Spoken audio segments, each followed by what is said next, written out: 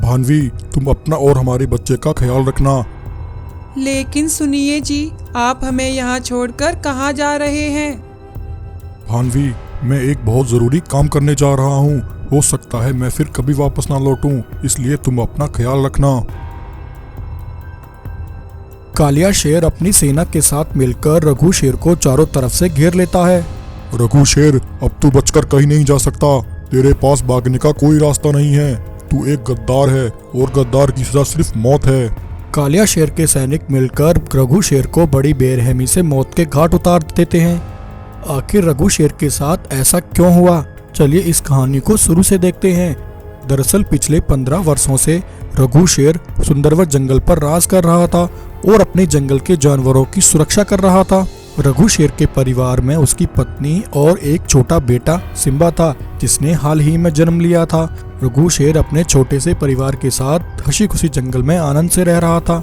रघु शेर के पास एक अनोखी जादुई मणि थी, जिसकी वह पिछले 15 वर्षों से जी जान से उसकी देखभाल कर रहा था। रघु शेर अब तक उस जादुई मणि की शक्तियों से ही जंगल के जानवरों की रक्षा करता आया था और यह बात जंगल के सभी जानवरों को अच्छी तरह पता थी कि उस जादुई मणि के बिना उन सभी का जीवन संकट में आ सकता है। इसलिए सभी जानवर रघु शेर पर आंख बंद करके भरोसा करते थे। लेकिन वहीं रघु शेर के जंगल की सीमा के बाहर एक दुष्ट लालची कालिया शेर रहा करता था। कालिया शेर रघु शेर को अपना सबसे बड़ा दुश्मन समझता था, क्योंकि कालिया शेर उस जादुई मणि को रघु शेर से छीनना चाहता था और उसकी शक्तियां हासिल करके अमर होना चाहता था, जिसके लिए कालिया शेर कई बार उस मणि को चुराने का प्रयास कर चुका था, लेकिन हर बार वह इस काम में असफल रहा था। अब कालिया शेर ने अंदर ही अंदर अपनी एक बड़ी सेना तैयार कर ली थी। एक रात कालिया शेर अपनी सेना लेकर रघु शेर की गुफा पर पहुंचता है। अपने सैनिकों को पीछा खड़ा करके कालिया शेर रघु शेर की गुफा के अंदर जाता है। रघु शेर को अपनी पत्नी और बच्चे के साथ सोता पाकर कालिया शेर मौका मिलते ही उसकी जादुई मणि चुरा लेता है और वहां से भाग जाता है। सुबह जब रघु शेर की आंख खुलती है तो उसे जादुई मणि कहीं नहीं दिखती। अरे यह क्या, मेरी जादुई मणि कहाँ चली गई? आखिर मेरी जादुई मणि यहाँ से कहाँ जा सकती है? रघु शेर जादुई मणि के लिए बहुत परेशान हो जाता है और मणि को ढूंढने के लिए जंगल में निकलता है। तब थोड़ी दूर चलकर रघु शेर एक जगह रुककर देखता है कि कालिया शेर अपनी सेना के साथ खड़ा जंगल के जानवरों से बातें कर रहा है। सुनो भाइयों, जिस मणि के भरोसे तुम खुद को सुरक्षित समझ रहे थे, वह मणि अब चोरी हो गई है। अरे कालिया शेर, यह तुम क्या कह रहे हो? ऐसा कैसे हो सकता है? उस मणि के बिना तो हमारा जीवन संभव ही नहीं है। आखिर उस मणि को कौन चुरा सकता है? भाइयों, तुम बड़े भोले हो। उस जादुई मणि को चुराने वाला कोई और नहीं, तुम्हारा राजा रघु शेर ही है। उसने अपने फायदे के लिए उस जादुई मणि को तुम सबसे छिपा लिया है। उसने तुम सबसे गद्दारी की है। वह एक गद्दार है और उस गद्दार को जीवित रहने का कोई हक नहीं है। यूं कालिया शेर ये सब बातें बोलकर जंगल के जानवरों को रघु शेर के खिलाफ भड़काने लगता है। वहीं रघु शेर कालिया शेर की ये सारी बातें सुन लेता है। अच्छा, तो ये दुष्ट कालिया शेर जंगल के जानवरों को मेरे खिलाफ भड़का रहा है। मुझे पक्का यकीन है मणि इसी ने चुराई है, लेकिन इस समय मेरे पास इसके खिलाफ कोई सबूत नहीं है। इससे पहले ये दुष्ट कालिया शेर मेरे बीवी बच्चों को कोई नुकसान पहुंचाए, मुझे उन्हें बचाना होगा। तब रघु शेर अपने बीवी बच्चों को एक सुरक्षित स्थान पर छोड़ आता है और वो वापस अपनी गुफा पर आकर खड़ा हो जाता है। तभी कालिया शेर जंगल के सभी जानवरों के साथ वहां पहुंचता है। रघु शेर, ये हम क्या सुन रहे हैं? तुमने मणि को अपने निजी फायदे के लिए हम सबसे छुपा लिया है। अरे नहीं भाइयों, मैं ऐसा कभी नहीं कर सकता। मैं बेगुनाह हूँ, मेरे पास जादुई मणि नहीं है। देखा भाइयों, मैंने तुमसे कहा था ये रघु शेर मणि न देने के ऐसे ही बहाने बनाएगा। अरे गद्दार रघु शेर, बहुत हो गया, अब तू नहीं बचेगा। ऐसा कहकर कालिया शेर के सैनिक रघु शेर पर हमला करके उसे बेरहमी से मौत के घाट उतार देते हैं। वहीं अब रघु शेर की पत्नी भावना अपने बेटे के साथ रघु शेर का इंतजार कर रही थी, लेकिन अब रघु शेर तो कभी वापस नहीं आने वाला था।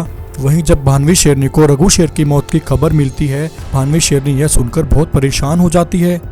अब भानवी शेरनी अपने बेटे सिम्बा को लेकर एक गुप्त स्थान पर चली जाती है और वहां रहकर उसका पालन पोषण करने लगती है। एक दिन आसमान से एक रंगीन पंखों वाला विशाल चीता उड़ता हुआ भानवी शेरनी के पास पहुंचता है और उसके बेटे सिम्बा से कहता है, सिम्बा बेटे, आज मैं तुम्हें यहाँ एक राज की बात बताने आया हूँ। तुम्हारे पिता रघु शेर बेकसूर थे। उनके माथे पर लगा गद्दारी का कलंक बिल्कुल गलत था। तुम्हारे पिता के साथ उनके सबसे बड़े दुश्मन ने एक चाल चली थी और वह चाल चलने वाला कोई और नहीं, वह कालिया शेर ही था। तब ऐसा कहकर रंगीन चीता अपनी शक्तियों से भानवी शेरनी और सिम्बा शेर को सब दिखाता है कि उस रात कालिया शेर ने धोखे से सिम्बा शेर की जादुई मणि को चुरा लिया था। सिम्बा बेटे, उस दुष्ट कालिया शेर ने तुम्हारे पिता के साथ धोखा किया और उन्हें धोखे से मार डाला। विशाल चीता की यह बातें सुनकर सिम्बा शेर को बहुत दुख होता है। पिताजी, आपके साथ ये सब क्या हो गया? अगर मैं उस समय इतना बड़ा होता तो मैं उस दुष्ट कालिया शेर को ऐसा कभी नहीं करने देता और आज मेरे पिताजी जीवित होते। सिम्बा बेटे, तुम उस समय अपने पिता का बदला नहीं ले पाए थे, लेकिन अब तुम अपने पिता का बदला जरूर लोगे। ये लो, मैं तुम्हें अपनी जादू रंगीन सेना देता हूँ। तुम मेरी सेना लेकर उस दुष्ट काले शेर का अंत कर दो।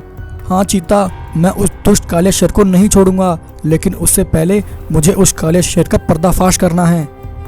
अब एक रात सिम्बा शेर भालू को लेकर कालिया शेर की गुफा पर पहुंचता है और भालू को दिखाता है कि वह जादुई मणि कालिया शेर के पास है।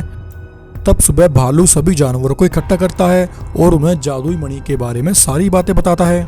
तब सिम्बा शेर अपनी रंगीन चीता की सेना लेकर कालिया शेर के पास पहुंचता है। अरे दुष्ट कालिया शेर, तेरा पर्दाफाश हो चुका है। तूने धोखे से मेरे पिता को मार डाला और उनकी मणि चुरा ली।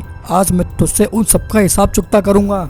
सिम्बा के साथ रंगीन चीतों की विशाल सेना को देखकर कालिया शेर घबरा जाता है। सिम्बा शेर और रंगीन चीते मिलकर कालिया शेर की सेना पर हमला करते हैं और वे सभी मिलकर कालिया शेर और उसकी सेना का अंत कर देते हैं। सिम्बा अपने पिता की जादुई मणि को फिर से अपने स्थान पर स्थापित कर देता है और जंगल का राजा बनकर हंसी खुशी जंगल को संभालने लगता है। सुंदरवन जंगल में भीमा नाम का एक सफेद शेर अपनी पत्नी भावना के साथ रहता था। भीमा की पत्नी भावना गर्भवती थी और जल्दी वह एक नन्हे बच्चे को जन्म देने वाली थी। भीमा शेर और उसकी पत्नी भावना अपनी आने वाली संतान का बड़ी बेसब्री से इंतजार कर रहे थे और जल्दी वह दिन भी आ जाता है जब भावना शेरनी एक सुंदर सफेद शेर को जन्म देती है। भीमा और भावना अपने बेटे को देखकर बहुत खुश होते हैं। भीमा शेर खुश होकर जंगल के सभी जानवरों को दावत पर बुलाता है और सभी जानवरों को उनकी मनपसंद का भोजन खिलाता है। सभी जानवर हंसी खुशी भीमा शेर की दावत का आनंद लेते हैं। वैसे तो भीमा शेर के पास किसी चीज की कोई कमी नहीं थी, लेकिन भीमा के पास एक जादुई मणि थी जो उसे उसके पूर्वजों से विरासत में मिली थी। उस जादुई मणि के बारे में भीमा के अलावा किसी को नहीं पता था। उस मणि का राज केवल भीमा शेर को ही मालूम था। उस मणि के अंदर अद्भुत चमत्कारी शक्तियां थीं। वह जादुई मणि किसी के हाथ ना लग जाए, इसके लिए भीमा शेर उस जादुई मणि को सबसे दूर एक अलग रहस्यमय जगह पर छिपा कर रखता था और उसकी रक्षा किया करता था।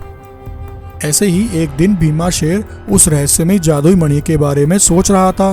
तभी भीमा अपनी पत्नी भावना से कहता है, भावना, हमारा बेटा सिम्बा अब 1 वर्ष का हो गया है। जल्दी हमारा बेटा जवान हो जाएगा और इस जंगल का राजा बनेगा। हाँ महाराज, आप बिल्कुल सही कह रहे हैं। इसमें तो कोई भी शक नहीं कि हमारा बेटा इस जंगल का राजा बनेगा। लेकिन भावना, मैं एक बात को लेकर बड़ा परेशान हूँ। दरअसल मैं तुम्हें आज एक राज की बात बताना चाहता हूँ, जो बात इस जंगल में सिर्फ मुझे ही पता है। भावना, मेरे पास हमारे पूर्वजों की दी हुई एक जादुई मणि है जिसकी मैं पिछले कई वर्षों से देखभाल कर रहा हूँ। मैंने उस मणि के बारे में किसी को नहीं बताया और उस मणि का राज रखा। लेकिन अब मैं ये सोच रहा हूँ कि मेरे मरने के बाद उस मणि का देखभाल कौन करेगा। इसलिए भावना, अब समय आ गया है कि मैं उस मणि के बारे में अपने बेटे सिम्बा को बताऊं और उस मणि की जिम्मेदारी सिम्बा को सौंप दूं ताकि वह उसकी रक्षा कर सके। हाँ महाराज, आप बिल्कुल सही सोच रहे हैं। आपको ऐसा ही करना चाहिए। भीमा और भावना दोनों आपस में उस मणि के बारे में बात कर ही रहे थे कि तभी अचानक वहाँ आसमान से कुछ पंखों वाले काले शेर उतरते हैं। उन सभी काले शेरों को देखकर भीमा और भावना हैरान हो जाते हैं। तुम सब कौन हो और यहाँ किस लिए आए हो? भीमा शेर, हम सब काले शेर हैं और आसमानी दुनिया से आए हैं। हमें पता है तुम्हारे पास एक जादुई मणि है। हमारे आका ने तुम्हारी उस जादुई मणि के बारे में सब देख लिया है। तुम्हारी मणि के अंदर जो अद्भुत शक्तियां हैं वह इस दुनिया की किसी और मणि में नहीं है। इसलिए हमारे आका ने वह मणि हमें यहाँ लाने के लिए भेजा है। इसलिए तुम चुपचाप वह जादुई मणि हमारे हवाले कर दो, और अगर तुमने वह जादुई मणि हमारे हवाले नहीं की तो हम तुम्हारे जंगल को शमशान बना देंगे। उन काले शेरों की बात सुनकर भीमा शेर बहुत परेशान हो जाता है। ना चाहते हुए भी भीमा शेर को अपनी जादुई मणि उन काले शेरों को देनी पड़ जाती है। काले शेर जादुई मणि को लेकर वहां से चले जाते हैं। अब भीमा शेर बहुत परेशान हो जाता है। हे भगवान, अब मैं क्या करूं? वह जादुई मणि तो उन काले शेरों के कब्जे में है। अब मैं उस जादुई मणि को कैसे वापस लेकर आऊं? भीमा शेर इतना कह रहा था कि तभी वहां एक सुनहरा घोड़ा आसमान से उतरता है। भीमा शेर, मुझे तुम्हारी परेशानी का कारण मालूम है। मैं यहाँ तुम्हारी मदद के लिए आया हूँ। यहाँ से कुछ दूर जंगल में एक बहुत पुराना मंदिर है। जो भी उस मंदिर में जाकर सच्चे दिल से प्रार्थना करता है, उसकी प्रार्थना अवश्य पूरी होती है। तब जादुई घोड़े की बात सुनकर भीमा शेर बिना टाइम गवाए उस जादुई मंदिर में पहुँचता है। हे जादुई मंदिर, मेरी मदद करो। मैं इस समय बहुत बड़ी मुसीबत में हूँ। मेरे पूर्वजों की दी हुई जादुई मणि इस समय खतरे में है। मुझे कैसे भी करके उसे अपनी दुनिया में वापस लाना है। भीमा शेर के इतना कहते ही वहीं मंदिर के पास पंखों वाले सफेद शेरों की एक सेना प्रकट हो जाती है और भीमा को भी एक जादुई पंख मिल जाते हैं। यह देखकर भीमा शेर बहुत खुश होता है। तब भीमा शेर अपनी पंखों वाली शेरों की सेना को लेकर उन काले शेरों की दुनिया की ओर निकलता है। आज अमावस्या की रात है। आज हम इस जादुई मणि की सारी शक्तियां निकालकर अपने अंदर ले लेंगे और इस पूरे ब्रह्मांड में सबसे अधिक शक्तिशाली हो जाएंगे। फिर हमें कोई भी नहीं रोक सकता। तभी इतने में भीमा शेर अपनी सेना को लेकर वहां पहुंचता है। कालिया शेर, तेरा यह सपना कभी पूरा नहीं होगा। ऐसा कहकर भीमा शेर की सेना उन काले शेरों की सेना पर हमला करती है। उन सभी में बहुत घमासान लड़ाई होती है, लेकिन भीमा की जादुई सेना के सामने काले शेरों की सेना नहीं टिक पाती है और वे सभी वहीं जलकर भस्म हो जाते हैं। भीमा शेर अपनी जादुई मणि को लेकर अपने जंगल वापस आ जाता है